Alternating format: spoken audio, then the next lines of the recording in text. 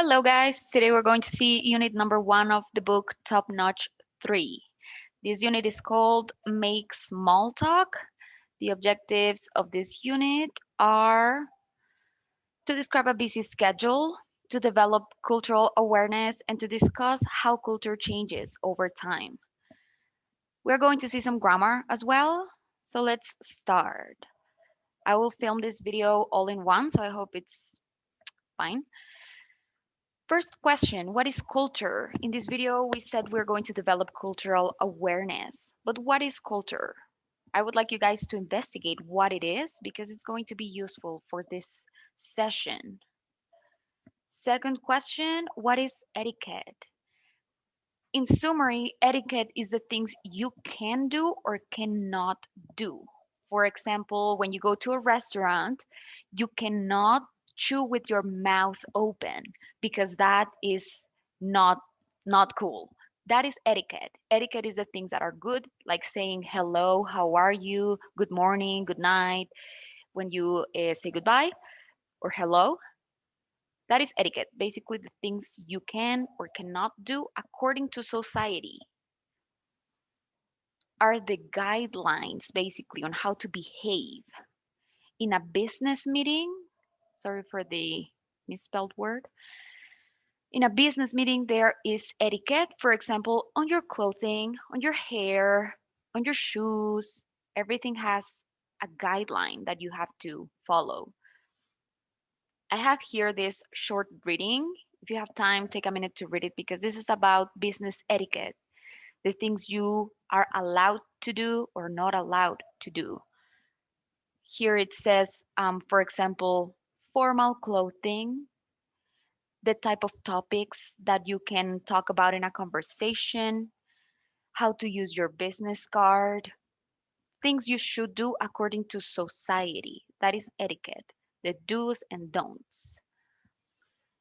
Let's talk about this. Number one, while you're meeting with a client, the CEO of your company and two executives come into your office.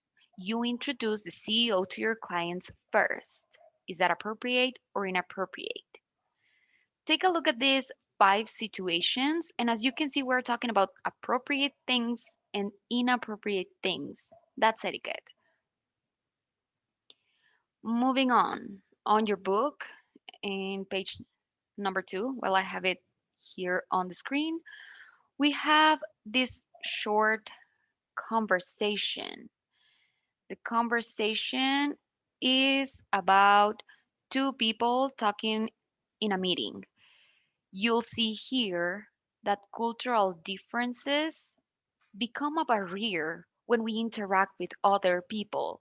The way we greet them, the way we speak, the things we do can be different. And that's etiquette. When you go to a different place, you should follow their etiquette. It is different to greet someone in China than to greet them here in Mexico. It says here in this page, we have a speaking activity. It says, I'd like to be called by my title and my family name, by my first name, by my nickname. Remember, nickname is like, I don't know, Susana, her nickname is Susie. Gabriela, her nickname is Gabi, or another one like Pepe or Chucho. And the last one, I prefer to follow the local customs. Following the local customs means following their etiquette. A custom is something that everybody does. For example, here in Mexico, it is a local custom to say hello and kiss, but only girls. Boys and boys don't kiss, and that's a custom. There is no reason behind it other than being a custom. Okay, let's continue. A greeting depends on the culture. You can, right now, with all the pandemic happening, we can just pound our elbows. In other cultures, people bow. To bow is to do this in the second picture. Or you can also shake hands with others. That action is the greeting, the way you say hello. Have you ever been on a meet and greet of your favorite music band? A meet and greet, basically, you meet them and you greet them. You say hello to them. You have contact with the band. Okay, moving on. Getting to know someone new. What do you do? What do you do when you get to know someone new? Normally, we start maybe on messages like, "Hi, what do you do? How is the weather where you live?" We talk about superficial topics. Those topics are small talk. That's the title of this unit. Small talk are topics that are not too deep. When you first meet someone, you don't talk about religion. You don't talk about, I don't know, their sexuality. You talk about something that is superficial, like their jobs, their weather, I don't know, where they live, what they do for a living. I want you to put this conversation in the correct order. This conversation is a greeting between two people. You can pause the video if you want to. I'll give you the answers right now so that we can move on to the next activity. Okay, page number 4 has the grammar. This grammar is for tag questions. In English, when we use a tag question, we use them to confirm information. For example, you are my students, aren't you? You cannot speak Spanish in the class, can you? My question, this one in purple, is just confirming information or like emphasizing that information. She plays soccer every day, doesn't she? So maybe I am making an assumption. She plays soccer every day, but I want to confirm, doesn't she? Anna played soccer yesterday, didn't he? Didn't she? Sorry. As you can see, the words in purple are question words, are the auxiliary. How can you know if you want to use are, can, does, did? You are going to choose it according to this sentence, this one in black. You are my students. You cannot speak Spanish. If the original sentence is affirmative, your tag question will be negative. It cannot be affirmative, affirmative, or negative, negative. It has to be opposites, affirmatives and negatives. Sentence number 2. It is a negative sentence. You cannot speak Spanish. Okay, then the question is affirmative. Number 3, we have she plays soccer every day. Plays, simple present, affirmative. Question, in simple present, but negative. Doesn't she? We have number 4, Anna played soccer yesterday. Played, simple past. Question, in simple past. Played, affirmative. Question, negative. Didn't she? If you're using the verb to be, like in sentence number 1, remember the verb to be is your auxiliary for the question. Verb to be in affirmative in the tag question becomes verb to be negative. The question is only auxiliary and person, nothing else. Okay, moving on. Here I have this short activity. So take a minute to answer it. Remember the part of affirmatives and negatives. If you have sentence number 1 that says, he didn't know about that custom. Didn't is negative in past. My question will be affirmative in past. He didn't know about that custom. Did he? Did, past. Number 2 says, it's a great day to go to the beach. It is. It is a great day. Affirmative, verb to be. It is a great day. My question will be negative. Isn't it? Take a minute to complete the rest of the exercise, and I'll show you the answers right now. We already saw answers 1 and 2, so let's move on to number 3. Number 3 says, you learned Japanese in school. Learned in past, question in past. Learned is affirmative, question negative. Didn't you?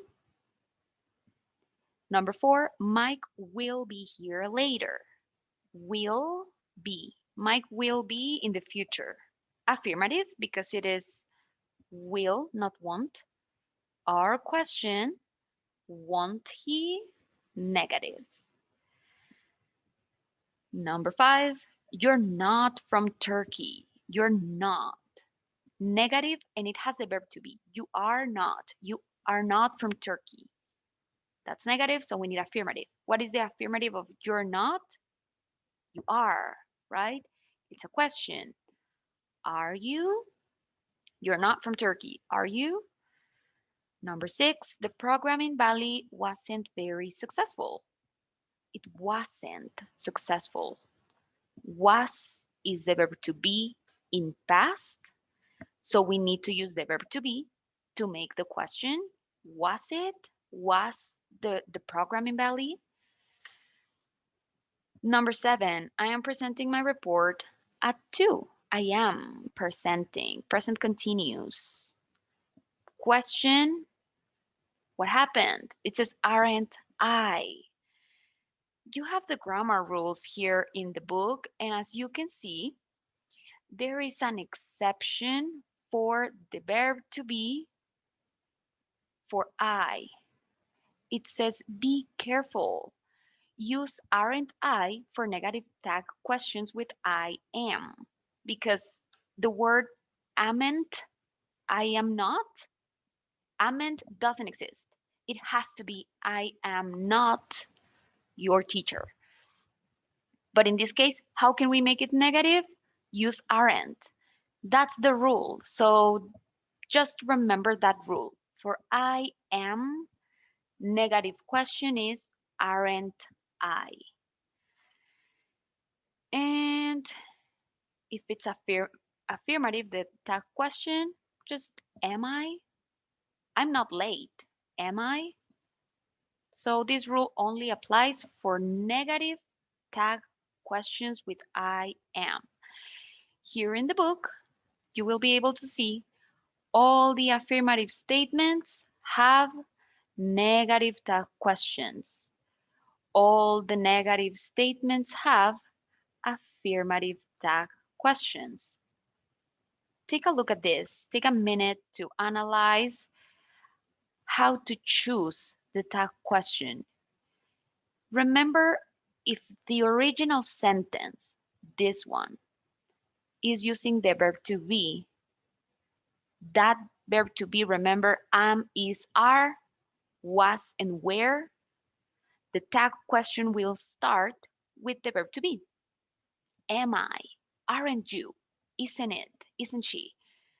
But if the original sentence, this sentence, has any verb like I love you, she speaks Thai, etc., that verb can be in present, in past, past participle, etc. Take that verb as the reference of the tense. Is the sentence in present, in past, present perfect? And that information, the verb in present, will tell you your question is in present, or your question is in past, or present perfect, etc. You can make tag questions with any type of sentences, even with modal verbs. For example, you can't speak Japanese. Can you? Or you shouldn't speak Japanese. Should you? Modal verbs. Okay, moving on. I have here this exercise already answered. And this is a information about a girl. And we can say information about her and then confirm it with tag questions. For example, she was born in October 27th. Wasn't she? She's from Hong Kong. Isn't she? She was born in 1995. Wasn't she? All of these sentences are following the structure: affirmative sentence, negative question, or let me see, I don't have a negative sentence. If it's a negative sentence, affirmative question. Remember, the question depends on the sentence. If the sentence is in present, the question is in present. If the sentence is in past, the question is in past. Let's continue. In this unit, we also have the structure of past perfect. Let's move on into that. From now on, we're going to change to part number 2 of this unit. So we finished tag questions. Remember, tag questions are only auxiliary and person, and then question mark because it's a question. And that's all. It comes after a sentence, any sentence. We use them, as you can see here in the book, to confirm information you think is true or just to encourage someone to talk to you. You can say, "Oh, you are from Mexico, aren't you?" And that forces the other person to answer and say, "Oh, yes, I'm from Mexico." Okay, changing topics. Now we are moving on to grammar tenses, past perfect. It says, "Do you follow a daily schedule?" I would like to know if you guys have a routine that would be useful for this topic. How important is punctuality to you? Are you punctual? In the book, we have this vocabulary: impolite, offensive, punctuality, customary, and taboo. There are some other words. Remember, impolite is the opposite of polite, like someone that is not nice. That is impolite. Offensive, something you say that can offend someone or something you do that offends someone else. Punctuality is it talks about time. How punctual are you? Customary is the traditions, things that everybody do. Remember customs? Customary, costumbres. Taboo is the same as in Spanish, topics that are not well seen by society. A taboo topic can be religion, politics, all controversial topics are considered taboo. You can see the definitions of these words in the book. You have them over here with other vocabulary, etiquette, we already saw it, punctuality, etc. You have this in the book, so take a look at it. It says manners and etiquette. Okay, I want you to think of this week's schedule and make a chart. Think of your routine. What do you do in the morning, in the midday, and in the evening in this week? Things that already happened. I have an example here.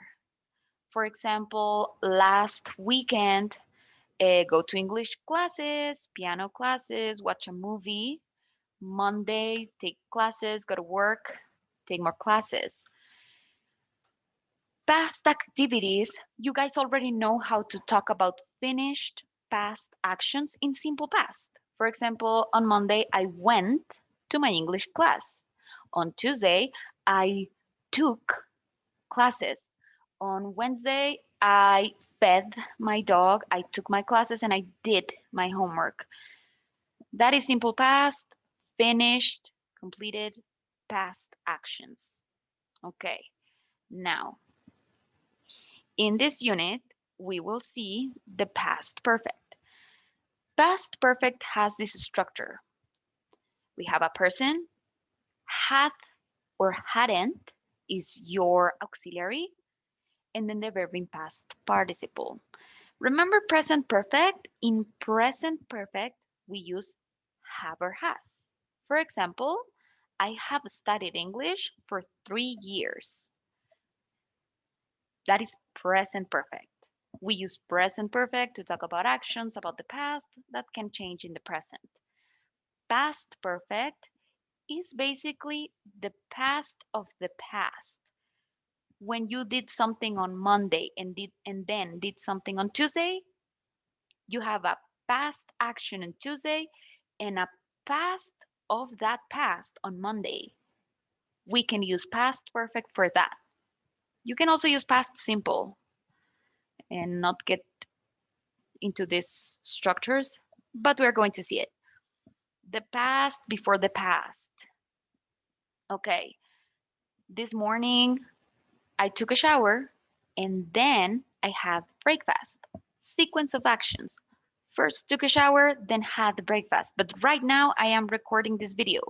So in my past, I first took a shower and then had my breakfast. So after I had taken a shower, my first action is past perfect. I had breakfast.